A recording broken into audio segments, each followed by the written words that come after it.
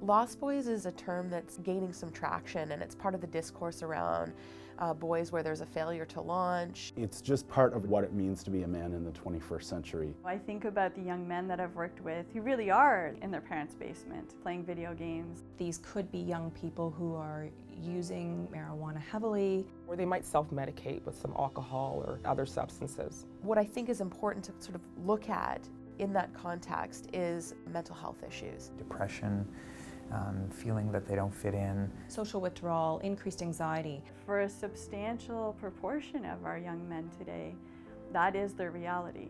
We can see that for a lot of young men, a lot of them are quite isolated, and it's scary what this could lead to.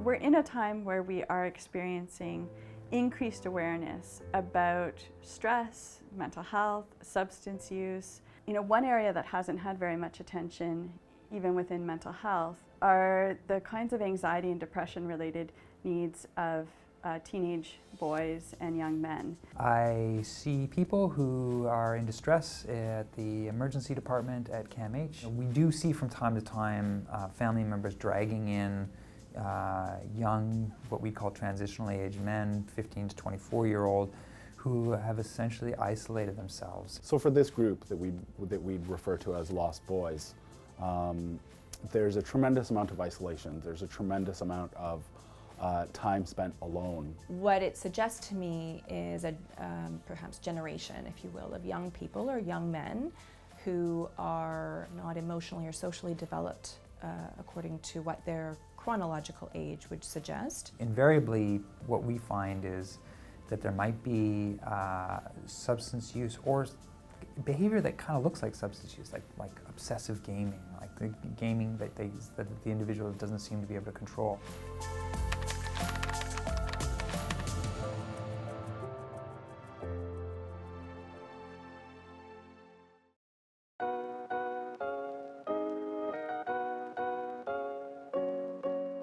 My name's Brian.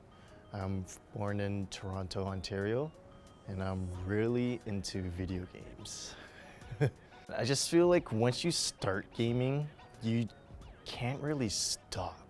Most people play video games as a hobby. It's something recreational that they do without any negative consequence. And there are also folks that are more vulnerable to developing a problem. So while it may have started out as a hobby, they ended up doing it more than they do anything else, and they've started to have some consequences. People started coming to the problem gambling service because we seemed like the most logical place to go. Most of the clients that I see are males. We know that males are 4 times more likely to have an issue with problem video game playing. A lot of our clients come to us via their parents. They're still living with their parents, and their parents are starting to notice things that are really concerning to them, like inverted sleep schedules, difficulties at school, disengaging from family life. I would just kind of stay at home pretty much all day, pretty much every day too. When I was outside, it would just be really terrifying because I wouldn't know how to interact with people or just be a human being. It's kind of weird to say. It can be very safe for these young men who are increasingly retreating inwards on themselves to go out less and engage really only to a screen by themselves. Once you stop playing or leave that world of your video game, you kind of just come back to your own reality.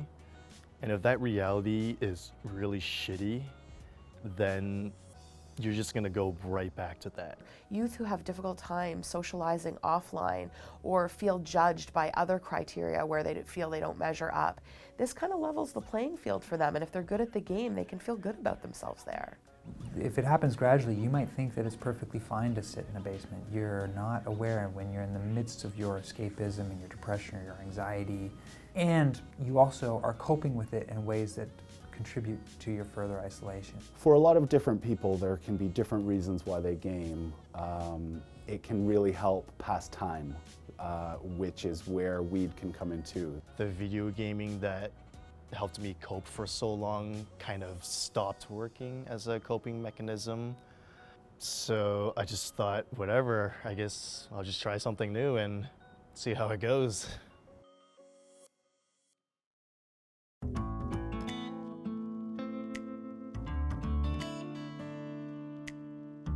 I had some learning challenges, like reading comprehension, stuff like that, that just was never addressed. So that probably fed this sort of anxious, uncomfortable, I don't understand what's going on, I don't know how to interpret life.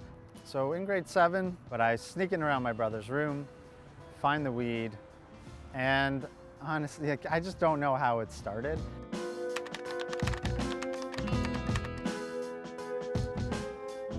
Usually it starts as a recreational activity. For some young people, they kind of discover for themselves that it's extremely effective in helping themselves deal with whatever's going on internally. I don't want to say smoking weed changed everything, but I don't want to say it didn't, because for me personally it did.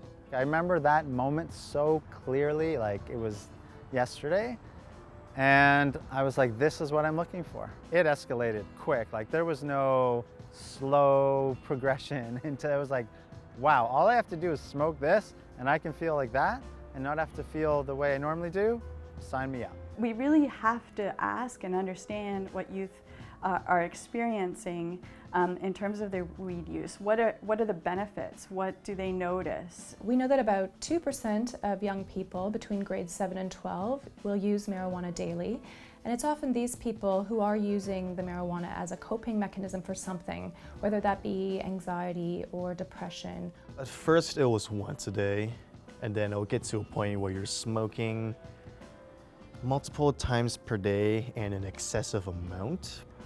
Until the day I stopped, I spent every second of my life pursuing it, getting it, staying high, and it was crazy.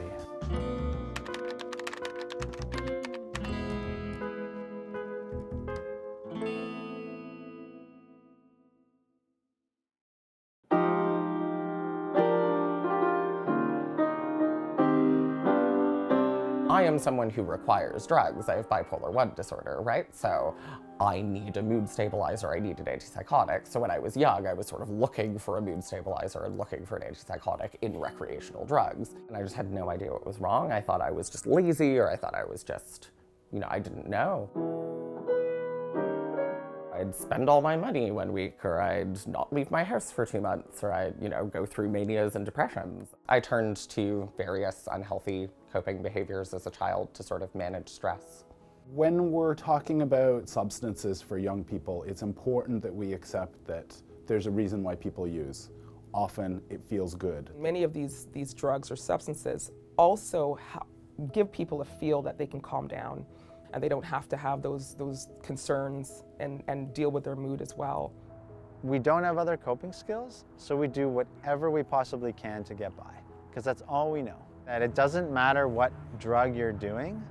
It's not the drug that's the problem, it's what's going on inside and why you're using the drug. Some people are using it for emotion management. Some people are literally just doing it because their friends are. Some people are trying to self-medicate. There's lots of reasons one might do drugs. I tended to do drugs with my friends and really bond with them. Socially, a lot of times that's normalized for that age group. So it's normal to go out and drink with your friends, even if in excess. It's normal to go out and smoke weed. And so they often will use excessive alcohol or, use a lot of substances like weed and other drugs to sort of feel better.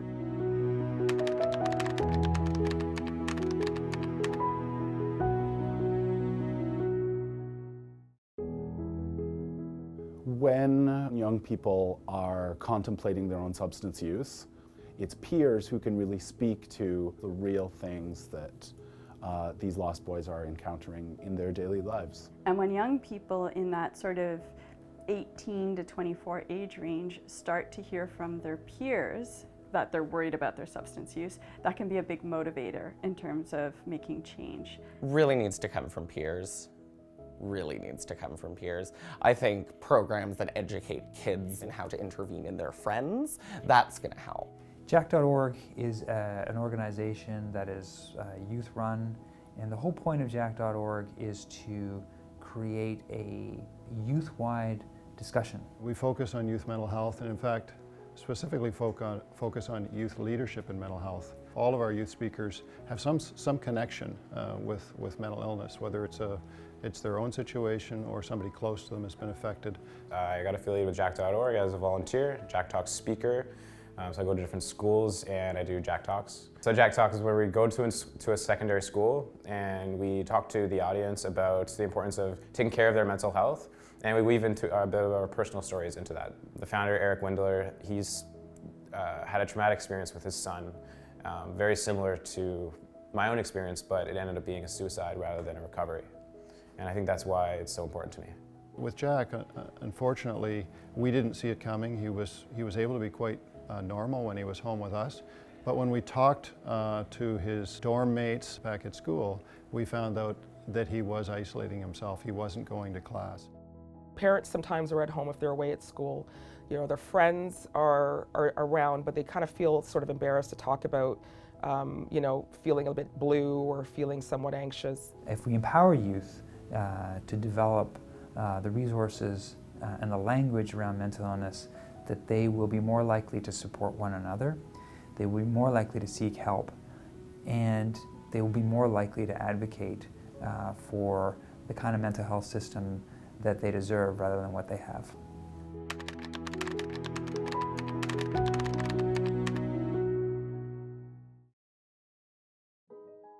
Between the pervasiveness and availability of substances, definitely advances in the video game world and technology, I would say that we're probably seeing more of this, and it leads to a lot of challenge in the young person's and families' lives. These people need to be really supported, more so than somebody who's asking for help, much more so. The parents that are listening who aren't worried about their kids should still be thinking carefully about how they integrate the conversation of mental health and addictions into their everyday life. If you're not available to even talk about what's going on for your young person, or to direct them even to a place where they might feel more comfortable talking about it, you're really missing an opportunity. The more of these conversations that go on and the more people that just talk about it like it's something that happens, the easier it becomes for the next person. If they are in distress, I think distress centers are a good place. They're confidential, they can call through, they can sort of get that in-the-moment help, they can get resources as well. I manage Access ChemH, where anyone can call our service Monday to Friday live during the day to find information about how to get help. We often recommend that people reach out to their family doctor for a first step. Family doctors are very aware of how to refer to ChemH and are very skilled at helping giving us the right information. They can go online and go to Connects Ontario, they can get some resources online, they can go to the ChemH website, www.camh.ca, where we really need to approach these people and really just check in and say, what's going on, how you doing, like what's happening, rather than waiting till it's too late.